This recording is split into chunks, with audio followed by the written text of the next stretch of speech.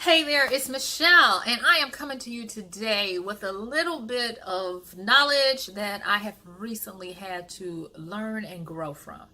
So let's get right into it. Story time here. I'm not a gamer, but I appreciate those who do game. So much so because I'm learning a lot from you all.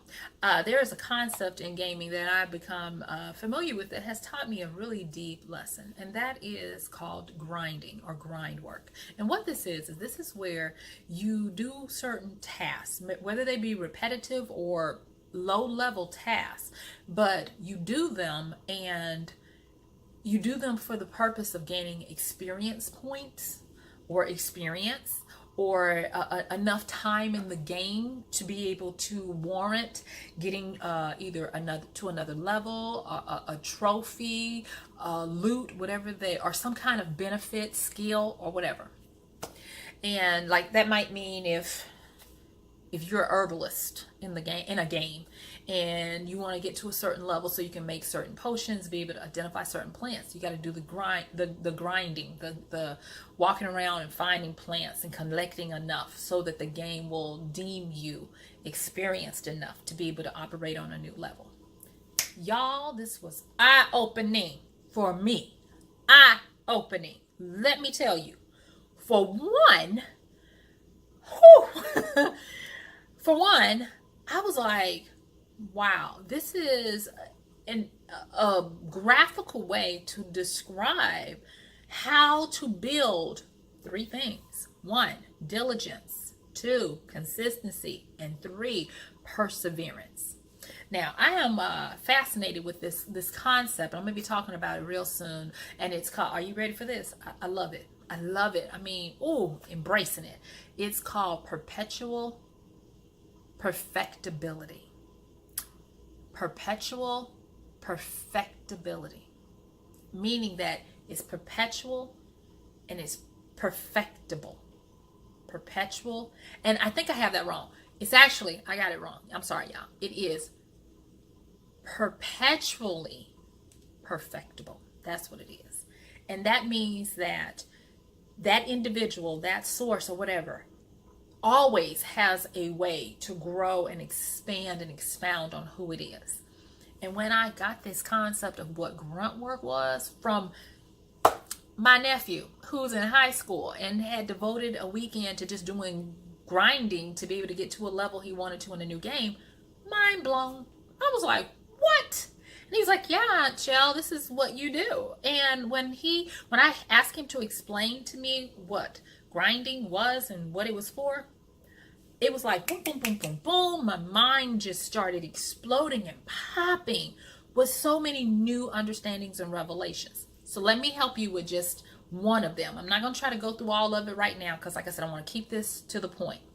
So here is something that you can use from the concept of grinding to get to a next level. And when I say a next level, I'm not talking about just a material level. I'm talking about the way we handle ourselves and how we matriculate in this space, in this realm. And I think it's really important right now because now this is my opinion, and you can say whatever you want, but my opinion is that the reason why we have such a fertile ground for public execution of character, meaning we are quick to judge when anyone makes a faux pas, when anyone says what's truly in their heart, whether it is right, wrong, indifferent, is because of the fact that we are regressing on our levels of conscious ability to be able to let people be who they are and have their ideas, because we want to be such a cohesive unit, everybody thinking the same way, everybody believing the same thing, and that's not really what makes this the beauty of humanity. But I digress. Let me get back on grinding and why it is so profound and why it is helping me with my quest for perpetually perfectible, being perpetually perfectible. Okay, so with grind work, the first thing that I realized was that it helped me to identify a major source of sorrow in my life. By looking at what it is to grind, I was able to identify that I had gotten into a rut. And story time here is, I realized when I went back and started tracing the source of it, I had been stuck in a rut for 2 years. Now, I was able to identify the root cause of what happened. It was, well, it doesn't matter what it was. But anyway, I was able to go back to the point in time when it happened. And just by looking at what grunt work means in a game and how it can be applied to life skills, I saw my shadow. Now, I don't know about you, but it's real hard to see your shadow on your own. And I was very grateful for the idea of what grunt work is. And my shadow, what I saw was, I was doing a lot of moving, but I was making no progress. To the point where I looked at what I was doing a year before, doing the same thing, making no progress. And when I say no progress, there's this saying, as it is above, so it is below. I noticed, first and foremost, that I was making no progress in my above, in my ability to handle things from a spiritual, soulish, and mental way. I was getting more in my feelings, and all this kind of stuff, and more sensitive to stuff that used to not bother me. And to me, that was a regression.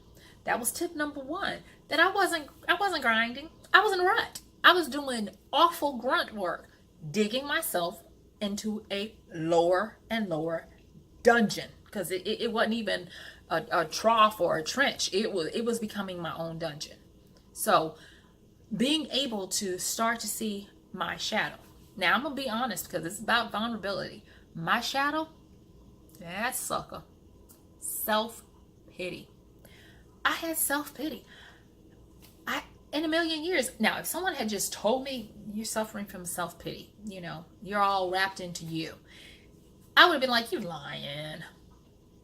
But it was the truth. And the thing is when you start to be able, let me own this.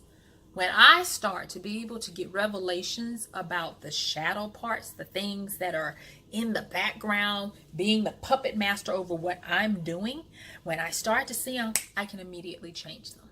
So now that I became aware that I was operating in self-pity, and self-pity lives in the family of self-loathing, self-doubt, self-unworthiness. So it was all in that family. And you can tell that you're being fueled by self-pity, self-doubt, self-loathing, questioning identity, is by questioning and not feeling like what you do can stand on its own without a committee weighing in.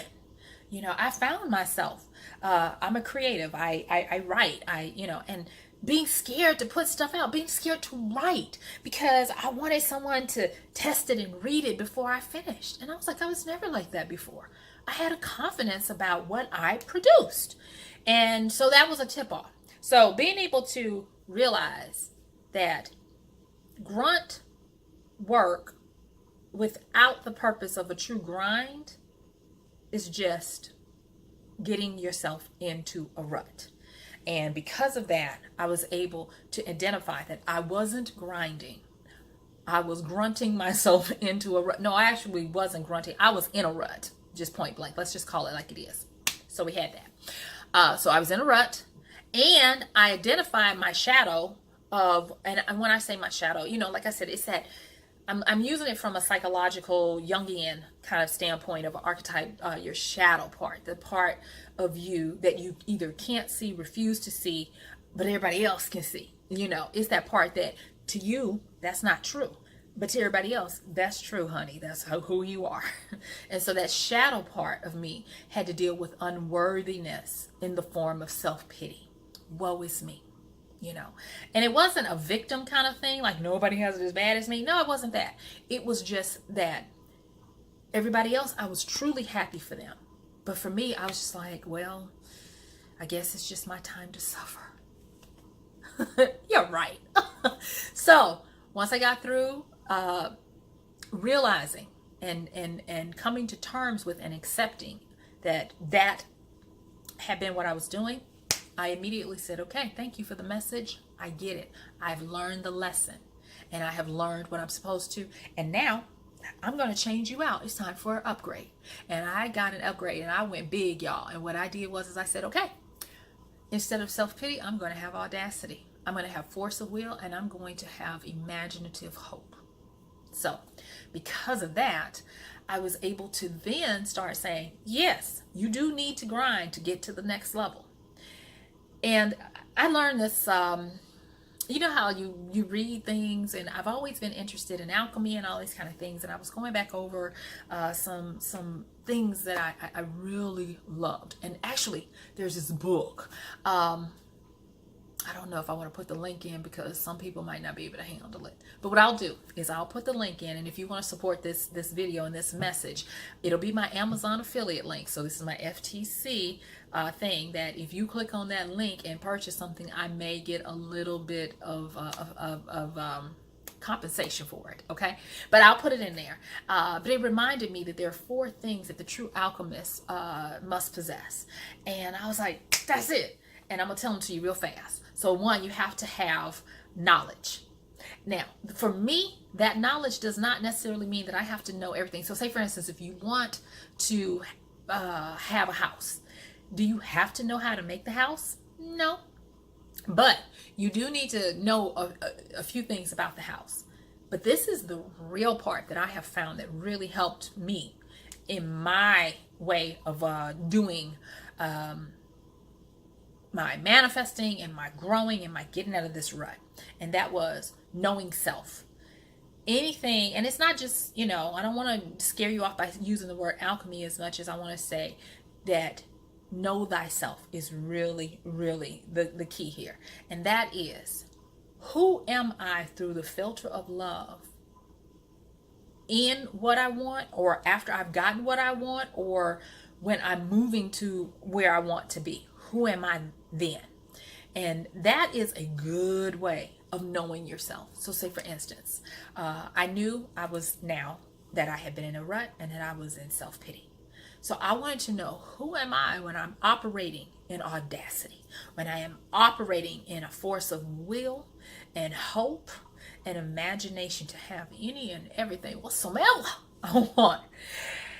And for me, that was that I needed to have a confident humility, meaning that I needed to remember who I am in my best expression. Don't let it go to my head. If I manifest something, if I get what I'm after, don't change my mental status of how I interact with others, you know, and just making a promise to myself, so much so that I wrote down a little contract of who I am when I have what I want manifested in my life, so that I can remember and be true to that contract. Okay, so let me make that clear. So the 4 little things in this book that I'm going to link in the description that you can go over to Amazon and get is that, number 1, you need to have this knowledge. And that knowledge starts off with knowing who you are if you get it, and who you are through the filter of love. You know, what does it do to gain the whole world and lose your soul?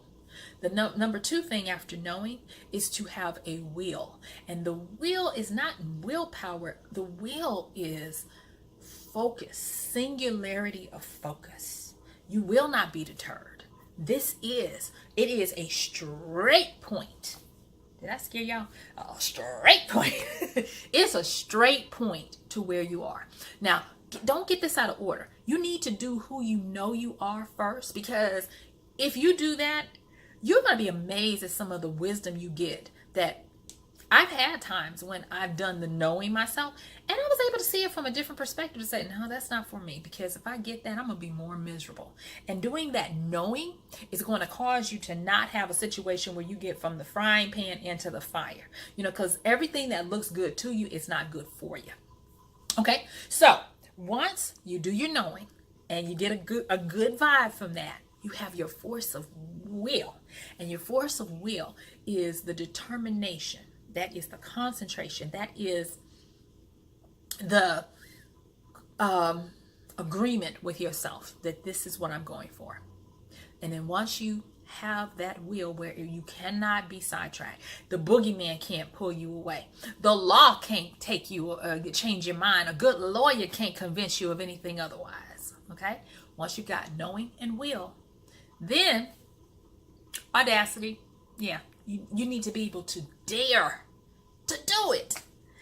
Daring holds within it the elixir of confidence. When I was growing up, my grandmother used to teach us wonderful things, and I didn't realize that my grandmother was a natural alchemist. This woman could make something out of nothing, whether it be food, miracles, a way, whatever.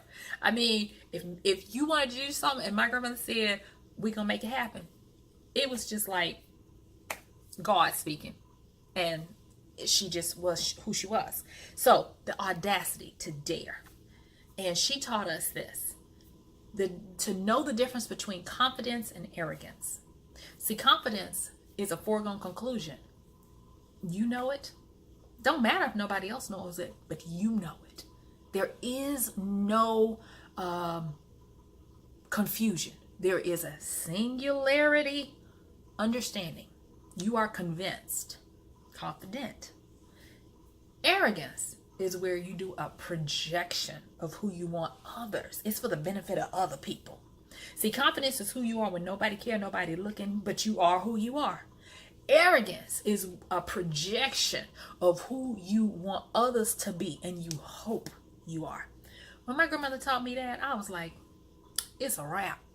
So no, when you are doing the audaciousness of what it is to manifest, to make real what you want to happen, whether it's something in yourself or whether it is something that you need to get, you have to have the audacity to dare to do it. And also with the daring, so the daring holds in it, it's in the family, it holds confidence, but it also owns directed, focused action. So remember, we have knowing, which was number 1. Then we had will, force of will, which is number 2. And now we're with daring, audacity, which is number 3. Think about it. We're starting from being by knowing to now doing to now, I'm going to tell you what 4 is because that encompasses having. So audacity, daring to be. Daring is for the courageous. Now, there's a difference between fear, foolishness, and courage. Fear by itself is when the illusion, false experiences appearing real, false evidence appearing real, however you want to break that acronym down. When you have fear by itself, the illusion will deter you. It will throw you off. But when you have the fear couched with will and daring, that bad boy is called courage. And courage will keep you going even when fear comes up, even when doubt tries to strike. Because just because you said you're going to do something, you start moving toward it, does not mean that they went on vacation. If anything, they got a yacht call like, hey, somebody trying it over here, and then they're going to come over. So when you have that stage, that's called the doing. And guess what? That's where the grind comes in. That is where you are doing stuff that's grunt work. It's almost mindlessly tiresome. It's tedium. But the audacity to do it, to build the experience, to get to where you're going. And that's what was the breakthrough for me. I was so busy thinking that if I just be active, I'm doing something. Action without purpose, without the right fuel, without the right being, gets you in a rut. The grind is the way, because the grind is for the experience of the skill, of the learning, of the practice to the mastery. Because the fourth thing from how to be an alchemist, remember we had number one being number one being knowing, number two being will, number three being audacity and daring. The fourth one is so profound. Oh my God. And it is the secret to having. And it's called discretion, aka silence. Silence. Not making a big deal of what you're trying to do. And being quiet within to know the quiet answer to all that says, I've spoken it, I've willed it, I've done it, it is so. If you find that your mind is just going like mine was, am I doing this? This is right. Can y'all see it? Is it working? That lets you know that you're not having or going to have what you're trying to do, become, or produce. Grinding leads to, guess what? The next level. So if you know that you're grinding and you already know what the next level is, you don't have to be in your mind, I hope this works. Well, is this going to work? Well, let me go back and start over again and do this again. In Christian circles, faith, prayer. Once you've prayed for something and have faith in it, don't keep asking for it, because that's just going to confuse the universe. That's going to confuse you. And when you have force of will combined with audacity and daring makes it like a sharp sword. And you can't have a floppy sword, going back and constantly questioning mental activity. That's what makes it weaken. Now, I'm going to give you an insider tip for the silence, the discretion, and all of this stuff. And that is imagination. One of the things I love as an author is that I get a chance and a permission, if you will, to research a lot of authors. And one of the things that I have found that made Harry Potter so great is that if you profess that this is going to be about magic, well then doggone it, use some magic. And she did. And one of the ingredients, the necessary ingredients for any kind of magic, and I'm talking about real magic, is imagination. It takes magic for me to produce my novels, my books. It takes magic for somebody to take something that's a thought and turn it into a reality to give you any kind of entertainment and pleasure. So we are magic workers. Whether we wave a wand or we speak a word or sing a song or produce a movie or whatever it is. And because I remembered that helped me to put a little stank on it, for me coming out of my rut and getting on my grind to get to the next level. And that was to have imagination. So in my silence, I put some imagination on it. What does it feel like? What does it look like? What am I doing in my next level? And my imagination and my audacity of imagination was, I want you to show me the greatest expression of my imagination. Things that I know I needed help with to come up with my imagination of who I dare to be. And in the imagination comes the still quiet. It's a foregone conclusion. I am who I am.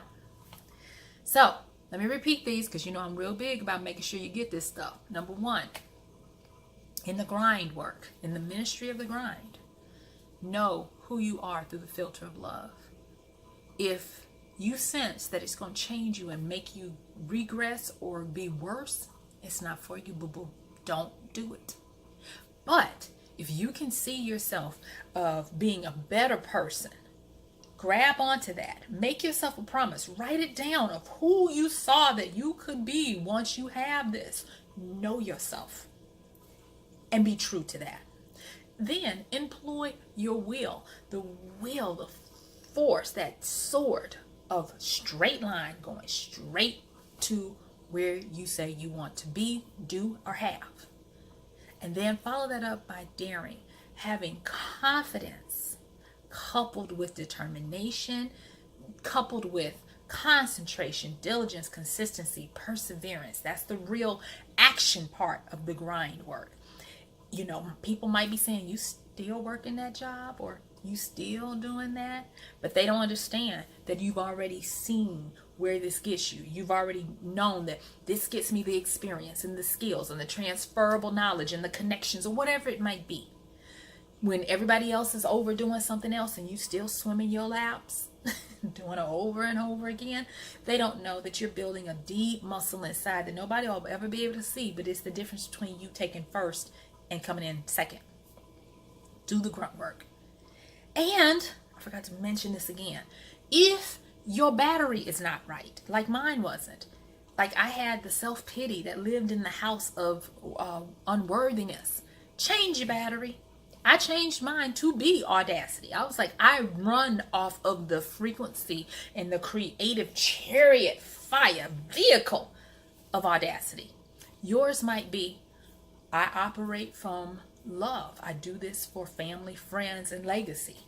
Yours might be something else. Just make sure it's something that doesn't burn you from inside to dust. Make it something that is a good fuel, a good energy. Okay? And I say that because I know somebody who uses revenge, but I'm not judging. You do whatever you want to. And then the last one with the discretion, the silence. You don't have to broadcast it. You know, people don't need to know that they have an alchemist walking amongst them. Just do. Be who you gonna be. Do what you need to do, and you gonna have what you want. You don't have to broadcast it because that's not for the world to know. It's not like you announcing, I'm going over there. Just go over there. Also, it's a confirmation to yourself and the universal great benevolent all that you believe that it's done. And now ain't nothing else to talk about. We're just doing what we do. All right. So that is the ministry of grinding that I learned from watching and hearing my nephew and my niece talk about the grinding work that they do in gaming to get to a new level. I hope this has helped you. And just even sharing it with you, I feel so much better because I'm going to tell y'all, miraculous things that become the norm happen when we take the time to look and to learn. Now, this is my last little part that I do want to say. This is not going to feel great all the time. Grinding work sucks. It does. And it has, from time to time, elements of suffering in it. But if you are suffering with the force of will, audacity, knowing, and with discretion, you know that it's for a purpose and for a reason. One of the little pro tips is, once you've suffered, get that lesson, because suffering always comes with a new set of loot and tools. You know, suffering builds hope, it builds perseverance, it builds wisdom, it builds patience. Suffering builds stuff that you just can't go buy. You can't outsource, you can't rent. It is what it is. Now, do you have to suffer for long? No. Do you have to suffer just deeply? No. But when you do suffer, don't despise it. Don't say, I don't want to do this. Understand it for what it is. It's a temporary pain for an eternal gain. So that's what I wanted to say. Thank you guys for listening to this. I hope it has helped you. Please comment, subscribe, share.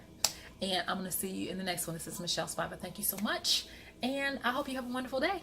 Bye.